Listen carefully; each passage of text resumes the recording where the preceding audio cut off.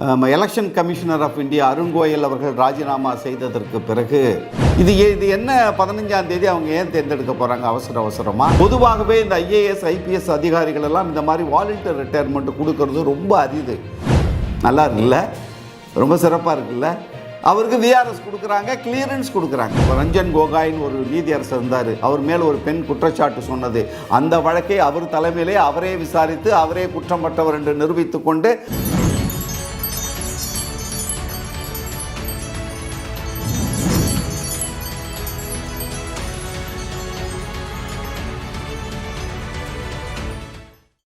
வணக்கம். இன்றைய பரபரப்பான செய்தி, election commissioner of India Arun Goyal அவர்கள் ராஜினாமா செய்ததற்கு பிறகு 15ஆம் தேதி 2 காலியாக இருக்கிற எலெக்ஷன் கமிஷனர் பதவிக்கு ஆட்களை தேர்ந்தெடுப்பதற்காக அவசரமாக பிரதம மந்திரி முடிவு செய்திருக்கிறார் என்கிற செய்திகள் வந்தது. உடனே இன்றைக்கி நீதிமன்றத்திற்கு போயிருக்கிறாங்க. அதற்கு தடை விதிக்க வேண்டும். இவங்கெல்லாம் சேர்ந்து பண்ணாங்கன்னா என்ன நிலைமையில் இருக்கும், அது நேர்மையான ஒரு தேர்வாக இருக்காது என்று இன்றைக்கி ஒரு ரிட் மனு ஒன்று உச்சநீதிமன்றத்தில் போட்டிருக்கு. அதை நாளைக்கே அந்த வழக்கு என்ன 15ஆம் தேதினா நாளை மறுநாள் நாளைக்கே அந்த வழக்கை ஏற்றுக்கொண்டு சீஃப் ஜஸ்டிஸ் ஆஃப் இந்தியா நீதியரசர் சந்திரசூட் அவர்கள் நாளைக்கு விசாரிக்கிறதா சொல்லியிருக்காங்க. இது என்ன 15ஆம் தேதி அவங்க ஏன் தேர்ந்தெடுக்க போகிறாங்க அவசரமாக? அதுக்கு ஒரு ரிட் மனு போட்டு ஏன் அதற்கு தடை பண்ணணும்? அவசரமாக ஒருத்தரை அந்த பணியில் அமர்த்துறதுக்கு நம்ம தெரிஞ்சுக்கணும்.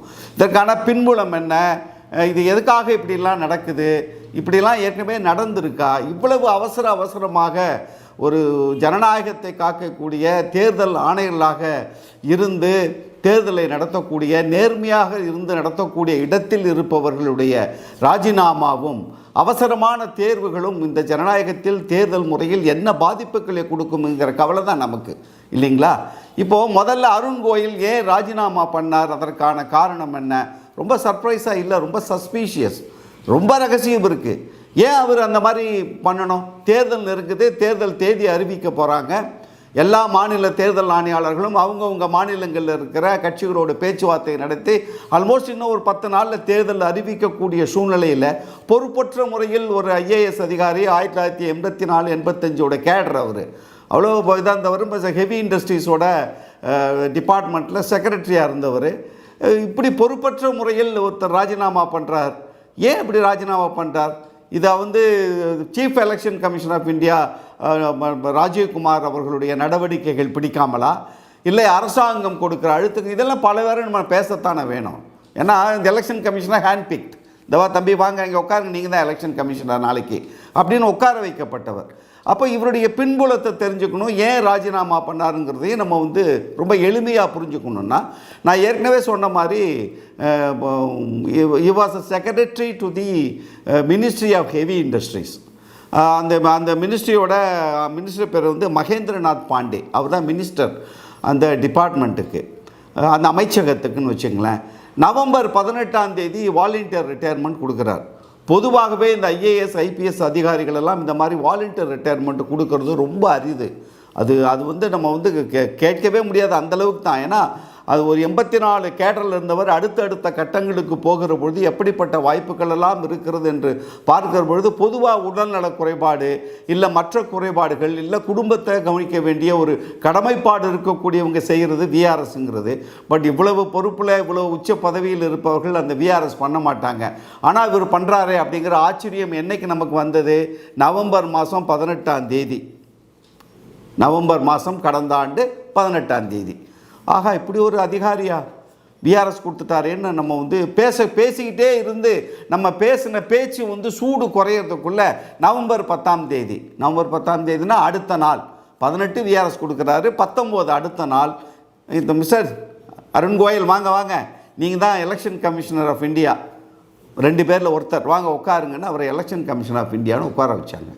என்னடா அது, முதல் நாள் விஆர்எஸ், மறுநாள் எலெக்ஷன் கமிஷனர் ஆஃப் இந்தியா. நமக்கு சந்தேகம் வரத்தானு செய்யும். நம்ம சாதாரணமாகவே ஒவ்வொரு விஷயத்தையும் அலசி ஆராய்ஞ்சு உள்ளே போய் பார்க்கக்கூடியவங்க. அப்படின்னு பார்த்தோன்னே இது உச்சநீதிமன்றத்துக்கு போகிறது. உச்சநீதிமன்றம் என்ன சொல்கிறாங்க, டாக்குமெண்ட்லாம் கொடு, அந்த ஃபைல்ஸ் மூமெண்ட்லாம் கொடு. இவ்வளவு லைட்னிங் ஸ்பீடில் இங்கேருந்து நம்ம ஜெட் விமானங்கள் பறக்கக்கூடிய அளவுக்கு ஃபைல்கள் வந்து ஒரு டிபார்ட்மெண்ட்லேருந்து இன்னொரு டிபார்ட்மெண்ட்டுக்கு பறந்து போயிருக்கிறது.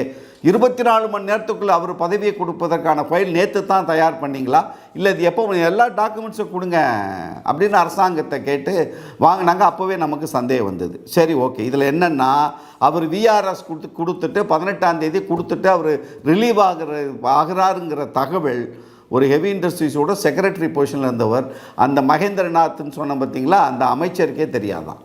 நல்லா இருக்குல்ல, ரொம்ப சிறப்பாக இருக்குல்ல. அவருக்கு விஆர்எஸ் கொடுக்குறாங்க, கிளியரன்ஸ் கொடுக்குறாங்க. விஆர்எஸ்னால் நான் ஒரு கடிதத்தை கொடுத்துட்டு இன்னையிலேருந்து நான் வேலைக்கு வருவதில்லை, நான் வாலண்டியர் ரிட்டையர்மெண்ட் ஏற்றுக்கொள்கிறேன் என்று கடிதத்தை கொடுத்துட்டு டாட்டா பாய்னு சாயந்தரம் வீட்டுக்கு போகிற வேலை இல்லை. அதை நீங்கள் ஏற்கனவே கொடுக்கணும், கொடுத்து அது ஏற்றுக்கொள்ளப்படணும். அப்போ என்ன, 18ஆம் தேதி பேப்பர் கொடுக்குறாரு, 18ஆம் தேதி சாயந்தரம் அது ஏற்றுக்கொள்ளப்படுகிறது. அந்த மகேந்திரநாத் பாண்டேங்கிற அமைச்சருக்கு தெரியாமலே இது நடந்திருக்கிறது. 19ஆம் தேதி காலையில் எலெக்ஷன் கமிஷனர் ஆஃப் இந்தியாவாக பதவி நியமனம் செய்யப்படுகிறார். இதுதான் ஒரு பெரிய கேள்வி. இன்றைக்கு வந்திருக்கிற வழக்கு, ஏன் இந்த வழக்கு போடுறாங்கன்னு ஆரம்பத்தில் சொன்ன பார்த்தீங்களா, அதற்கான காரணம் நமக்கு இங்கே இருந்து தான் வருது. சரி, ஓகே, இவ்வளோ நாள் இருந்தார், ஏன் அவசரப்படுறாரு? அவருக்கும் சீஃப் எலெக்ஷன் கமிஷனுக்கு எதாவது பிரச்சனையா? அப்படி ஒன்றும் பெரிய பிரச்சனை இருக்க மாதிரி தெரியல. இன்னொரு விஷயத்தை சொல்கிறேன், 2 எலெக்ஷன் கமிஷனில் இவர் ஒருத்தர் தான் இருக்கார், இன்னொருத்தர் ஏற்கனவே அந்த பதவி காலியாக இருக்குது. அப்போது இப்போ இருக்கிற mister Rajiv Kumar chief election commissioner of India, அவருடைய பதவி காலம் வருகிற பிப்ரவரி மாதம் 2025 நிறைவு பெறுது. எவ்வளோ நாள் இருக்குங்க? இன்னொரு 11 மாதங்கள் மட்டும்தான். 2 எலெக்ஷன் கமிஷனில் இவர் ஒருத்தர் தான் இருக்கார். அப்போ சீஃப் எலெக்ஷன் கமிஷன் ஆகிறதுக்கு வாய்ப்பு இன்னொரு 11 மாதங்களில் மிஸ்டர் அருண் கோயல், யார் இப்போ ராஜினாமா பண்ணியிருக்காரு, அவருக்கு கிடைக்கக்கூடிய சூழ்நிலை இருக்கிற நேரத்தில் இவர் ஏன் ராஜினாமா பண்ணார்? அரசாங்கத்தினுடைய அழுத்தம் இல்லாமல் அரசாங்கம் எதையாவது செய்ய சொல்லியிருக்கோம். ஏன்னா அவர் அதிகாரிகளுக்கு தெரியும்ல, பின் விளைவுகள் என்னங்கிறது தெரியும்ல. நம்ம நிறைய பேரை பார்த்துருப்போம், நீதியரசர்களாக இருந்தவர்களெல்லாம் இன்றைக்கு மாநிலங்களவையை அலங்கரித்து கொண்டிருக்கிறார்கள். ரஞ்சன் கோகாய்னு ஒரு நீதியரசர் இருந்தார், அவர் மேல் ஒரு பெண் குற்றச்சாட்டு சொன்னது, அந்த வழக்கை அவர் தலைமையிலே அவரே விசாரித்து அவரே குற்றமற்றவர் என்று நிரூபித்து கொண்டு அந்த பெண்ணுக்கு அழுத்தம் கொடுத்து வேலையை விட்டு தூக்கி அந்த குடும்பத்துக்கு டார்ச்சர் கொடுத்து கடைசியாக வழக்கை வாபஸ் வாங்கி எல்லாம் முடிஞ்ச பிறகு தன்னுடைய வழக்கை, தன் மீது ஒரு பெண் குற்றச்சாட்டு சொல்லிய வழக்கை தானே விசாரித்து தன் தலைமையிலே ஒரு அணி அமைத்து விசாரித்து தான் குற்றமற்றவர் என்று நிரூபித்து பதவியிலிருந்து வெளியில் போனார். அவரை ராஜ்யசபாவில் எம்பியாக உட்கார வச்சு அழகாக பார்த்துருக்கிற அரசாங்கம் நரேந்திர தாமோதாஸ் மோடி அவர்களுடைய அரசாங்கம். அப்போ நமக்கு இந்த அப்போது இவருடைய ராஜினாமா என்பது, இவருடைய பதவியில் அமர்த்தியது என்பதும், இவர் ராஜினாமா என்பது மிகப்பெரிய கேள்விக்குறி. புற அழுத்தங்கள் மட்டுமே அரசாங்கத்தின் மூலமாக ஏதோ செய்யக்கூடாத வேலையை செய்ய சொன்னதற்காக, அது தேர்தல் நெருங்கிற நேரம், அதற்கு ஒத்துக்கொள்ளாமல் பின் விளைவுகளை அவர் மனதில் வைத்து தான் அவர் ராஜினாமா பண்ணிட்டு வெளியில் போயிருக்கார் அப்படிங்கிற சிந்தனை வருகிற பொழுது தான் நமக்கு இங்கே கேள்வி வருது. என்ன கேள்வி வருது? 15ஆம் தேதி அன்றைக்கி அந்த 2 எலெக்ஷன் கமிஷனரையும் பிக்கப் பண்ண போகிறாங்க. இடையில் உங்களுக்கு ஞாபகம் இருக்குன்னு நினைக்கிறேன், சீஃப் ஜஸ்டிஸ் ஆஃப் இந்தியா ஒரு ஆலோசனைகள் சொன்னார். இந்த மாதிரி இடி, இந்த மாதிரி சிபிஐ, ஐடி, இந்த மாதிரி பெரிய பெரிய பதவிகளில் தன்னெழுச்சியாக தன் அதிகாரம் பெற்ற அமைப்புகளில் போடும்போது எதிர்க்கட்சி தலைவர், prime minister, chief justice of India, இந்த 3 பேர், இந்த 3 பேரில் ஏதாவது கருத்து மாறுபாடு இருந்ததுன்னா 2 பேர் கருத்து, என்ன கருத்தோ அந்த கருத்தை ஏற்றுக்கொள்வது. அப்போது பிரைம் மினிஸ்டர் ஆளும் கட்சி சார்பாக, எதிர்க்கட்சி சார்பாக இவர் நடுநிலையாக யோசிக்கக்கூடிய சீஃப் ஜஸ்டிஸ் ஆஃப் இந்தியா, அது சந்திரசூட் இல்லை, அவர் யாராக இருந்தாலும் அப்படிங்கிற ஆளுன்னு சொல்லும்போது அதெல்லாம் முடியாதுன்னு சொல்லிட்டு இந்த அரசாங்கம் என்ன பண்ணது, பிரைம் மினிஸ்டராக எதிர்க்கட்சி தலைவர் யார், இப்போது மல்லிகார்ஜுன கார்கே, இவர் நரேந்திர மோடி, மல்லிகார்ஜுன கார்கே, 3வது ஆள் யார், நடுநிலையாக இருக்க போகிறாள் யார், நம்ம ஒன்றிய அரசாங்கத்தினுடைய பாரதிய ஜனதா கட்சியினுடைய சட்டத்துறை அமைச்சர். நல்லா இருக்குல்ல? இவங்க 3 பேர். இப்போ மல்லிகார்ஜுன கார்கேக்கு அங்கே என்ன வேலை? இவங்க 2 பேர் எதை சொல்கிறாங்களோ அது முடிவாக போகுது. இதில் போய் மல்லிகார்ஜுன கார்கே உட்காந்தா என்ன, உட்காராட்டி என்ன, தன் கருத்தை சொன்னால் என்ன, தன் கருத்தை சொல்லலை, ஏதாவது நடக்க போகுதா? நடக்க போகிறதில்ல. அப்போது அந்த மாதிரியான ஒரு சூழ்நிலையில் இப்படி இருவரை எடுத்து நீங்கள் தான் தேர்தல் கமிஷன் என்று வைக்கிற பொழுது அந்த அதிகாரம் இருக்க ஒரு பொறுப்பு, தேர்தலில் ராகுல் காந்தி தப்பு பண்ணாருன்னு சொல்லக்கூடியது, சின்னங்கள் கொடுக்கக்கூடியது. நீங்கள் இன்னொன்று நல்லா கவனிங்க, எடப்பாடியார் இப்போ உங்களோட கூட்டணி சேரல இல்லைங்களா? இப்போ நேற்றுக்கு வழக்கு வந்தது ஞாபகம் இருக்கும் அவங்களுக்கு, ஓபிஎஸோட இரட்டை இலை வழக்கு. அந்த வழக்குடைய தீர்ப்பு ஒத்தி வச்சுருக்காங்க. இது ஒரு தேர்தல் கமிஷனர் நினச்சா அதற்கு தடை கொடுக்கலாம். 2 பேருக்கு இல்லை, வேறு சின்னத்தில் நில்லுங்க, போங்க, சேவலை தூக்கிட்டு போ, நீ போ, புறா ஒரு பக்கம் தூக்கி, நீ ஒரு சேவலை ஒரு பக்கம் தூக்கிட்டு ஓடுங்க 2 பேரும், ஓபிஎஸ் இபிஎஸ் 2 பேரும் அப்படின்னு ஒரு தேர்தல் ஆணையர் சொல்லக்கூடிய அதிகாரமிக்க பொறுப்பில் இருக்கிறவங்க. அவங்களே இவர்கள் ஹேண்ட்பிக் பண்ணி இப்படி கையில் இப்படி கொண்டு வந்து உட்கார வைக்கக்கூடாது அப்படின்னு சொல்லி தான் இன்றைக்கி ரிட் பண்ண கொடுத்துருக்காங்க. நாளைக்கே விசாரணைக்கு வருது. இது எப்படி இருந்திருக்கணும் அப்படின்னு சொன்னீங்கன்னா, சீஃப் 4 பேர் போடுங்க, பிரைம் மினிஸ்டர், நீங்கள் லா மினிஸ்டர் போடுங்க, எதிர்க்கட்சி தலைவர் போடுங்க. இந்த அரசியலுக்கு அப்பாற்பட்டு, ஆளுங்கட்சி எதிர்க்கட்சிக்கு அப்பாற்பட்டு சீஃப் ஜஸ்டிஸ் ஆஃப் இந்தியா 4 பேர். அப்போது இந்த 4 பேரில் 3 பேர் சேர்ந்து தானே ஒருத்தர் தேர்ந்தெடுக்க முடியும். இப்போ நடுநிலையாக இருக்கும். அப்போ அந்த 4 பேர் நீங்கள் 5 பேரை செலக்ட் பண்ணுறீங்க. அந்த 5 பேர்லேருந்து யார் இதற்கு தகுதியானவர் என்று செலக்ட் பண்ணக்கூடிய சூழ்நிலைக்கு வரும். இப்படித்தான் நடக்க வேண்டும் என்கிற ஒரு சூழ்நிலை தான் இப்பொழுது மிக கவலைக்குள்ளாக்கக்கூடிய செய்தி. தேர்தல் வருகிற செய்தி. இவிஎம் மிஷினில் எல்லாத்தையும் போட்டு என்னென்னமோ பேடுங்கிறாங்க, எல்லாத்தையும் மாற்றி இவங்க ஓட்டு எடுத்துகிட்டு போயிடுவாங்க. இவிஎம் மிஷினை நம்பாதீங்க, ஏதாவது கோல்மால் பண்ணிடுவாங்கன்னு கவலையாக இருக்கிற நேரம், தேர்தல் கமிஷன் நேர்மையற்று இருக்கிற ஒரு சூழ்நிலையில் இன்னும் நேர்மையற்று இந்த தேர்தலை எவ்வளவு ஆளும் கட்சிக்கு ஆதரவாக இருந்து இன்னும் எத்தனை கட்ட 40 கட்ட தேர்தல் 45 கட்ட தேர்தல் கூட போகலாம்.